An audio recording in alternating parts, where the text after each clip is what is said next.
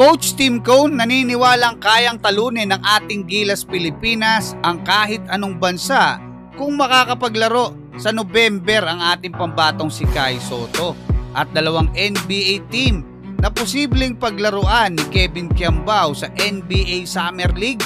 Kilalanin natin.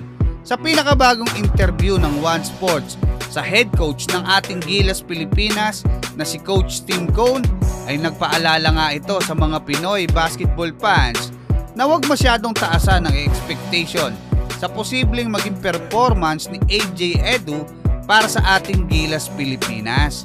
Ayon kay Coach Tim Cone ay magiging unfair yun para sa kanya na isipin natin na magiging malakay Sotto kaagad ang kanyang performance considering na nakakailang laro pa lang si AJ Edu para sa ating Gilas Pilipinas.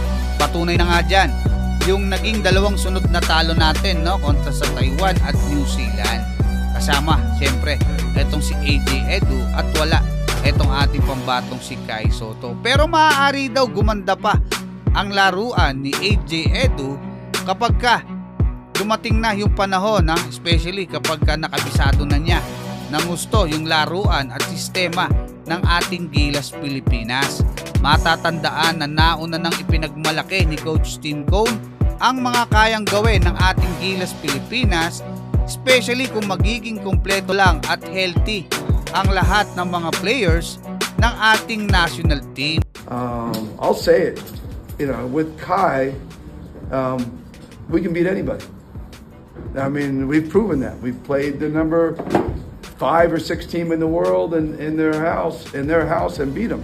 We can beat anybody if we get Kai out there back, and we're hoping we get Kai back at some point during that time. Patungkol naman mga kabasketball dito sa paglalaro ng ating pambato rin na si Kevin Kiambao diyan nga sa NBA Summer League kasi nga nakatanggap siya ng 4 hanggang 5 na imbitasyon mula sa mga NBA teams para sumubok magkaroon ng spot dyan nga sa kanilang mga NBA Summer League. Ngayon, ito yung dalawang koponan na nakikita kong pinakamalaking tsansa na mapunta si Kevin Kiambao. Una na nga dyan mga kabasketball ang Sacramento Kings kung saan mataas na ang posisyon ng ating pambato rin sa Gilas Pilipinas na si Coach Jimmy Alapag. Ano na siya dyan mga kabasketball? Player Development Coach, kasama na siya sa coaching staff mismo ng Sacramento Kings.